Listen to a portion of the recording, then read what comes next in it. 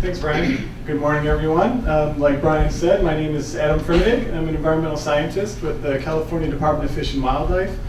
And just like Brian mentioned, I too would like to acknowledge the 11 baseline monitoring research teams in particular for simultaneously doing these technical reports while also doing these presentations. It's a pretty Herculean effort, and I can't wait to hear the presentations and the technical reports, which will be all crisp and polished, I'm sure. So I appreciate the opportunity to provide some context for California's MPA Management Program, and that includes a high-level overview and status and next steps. Let's see if I can get the clicker to work. There we go. Okay, so California is home to the largest scientifically designed and stakeholder-driven network of marine protected areas in the nation. This network was implemented pursuant to the Marine Life Protection Act, passed in 1999 by the California legislature. In terms of numbers, the network includes 124 MPAs and 15 special closures, which together encompass approximately 16% of California's jurisdictional waters. So that would be 0 to 3 nautical miles from the shore, including waters around offshore islands.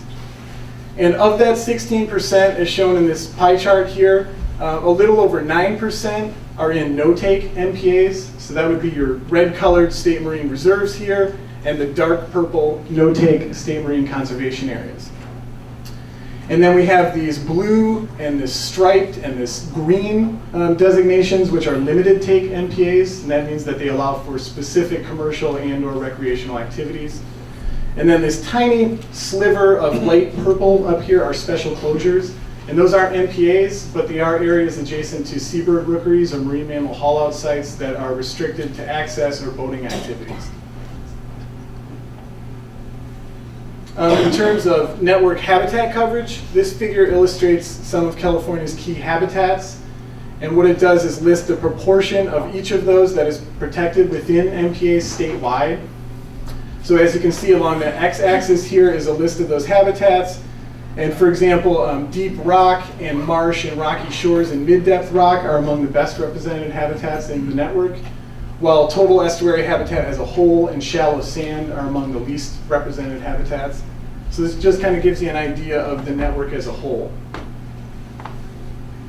And now moving towards a more programmatic overview. So California's MPAs are managed through the MPA Management Program. And that program consists of primarily 4 focal areas. So outreach and education, research and monitoring, enforcement and compliance, and policy and permitting. And these 4 focal areas are a direct reflection of the Marine Life Protection Act goals and requirements. And the program itself is designed to ensure that California's MPAs are adaptively managed and that they're informed by engaged partnerships. And this network is also a really good global collaborative model for what to do after MPA design, designation, and implementation to ensure that a network achieves its prescribed goals. So the MPA Management Program is also guided by the MPA statewide leadership team. So the leadership team was convened in 2014 as a standing body to ensure coordination among federal, state, and key nonprofit partners who have significant authority, mandates, or interests that relate to the network. The primary membership of the leadership team is based on legislation passed in 2000 known as the Marine Managed Areas Improvement Act. And the principal entities involved in administering the MPA Management Program are circled in blue here. So California Department of Fish and Wildlife is the managing agency. We're responsible for all components of the program. The Ocean Protection Council is responsible for lead for policy and implementation of Marine Life Protection Act activities.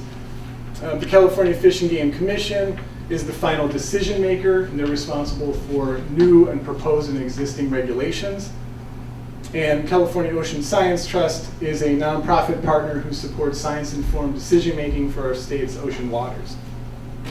Now, another point here is that all the entities listed on this slide are signatories on a Memorandum for Understanding signed in 2015 for implementation of the Marine Life Protection Act.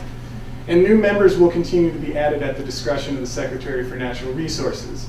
So for example, right now, we're in the process of developing a mechanism to allow for regional tribal representation to the leadership team. And now to zoom in just a little bit on the monitoring itself. So nested within that research and monitoring focal area I described earlier is the statewide MPA Monitoring Program.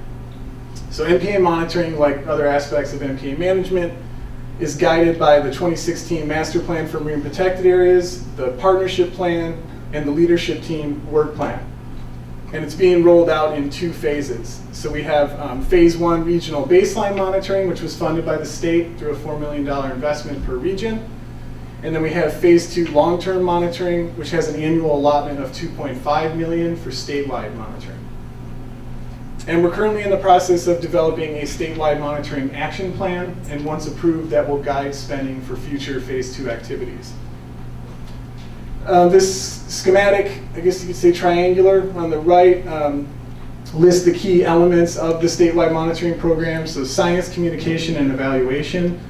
Each of these is critical for tracking, communicating, and adapting to changes in ocean conditions. So we use the information that comes out of this program to answer key questions about the MPA network, and of course inform adaptive management decisions.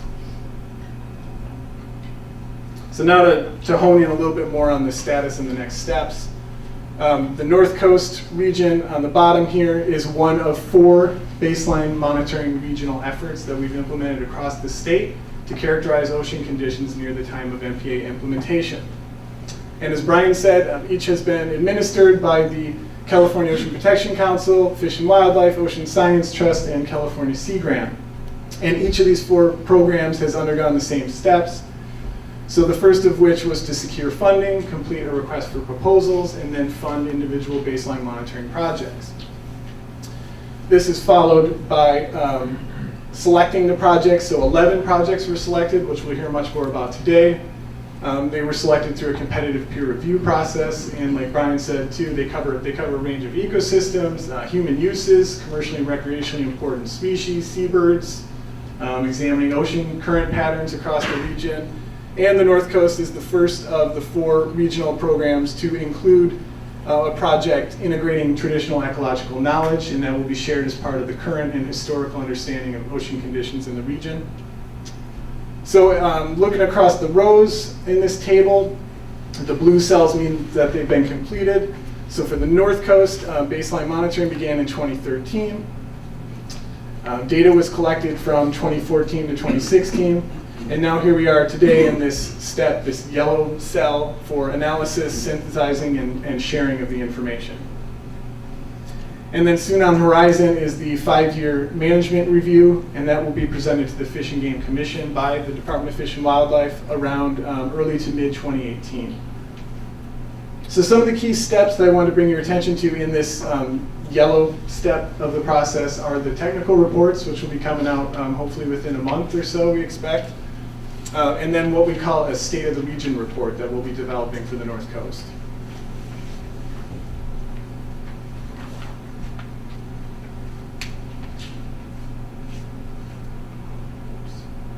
So as Phase 1 is winding down, the state's simultaneously rolling out Phase 2 long-term monitoring. So as I mentioned earlier, we're developing this action plan. So it's a way to come up with a cost-efficient path to identify priorities across the entire state for long-term monitoring. And so this schematic shows some of the key sources that we're drawing from to come up with this monitoring plan.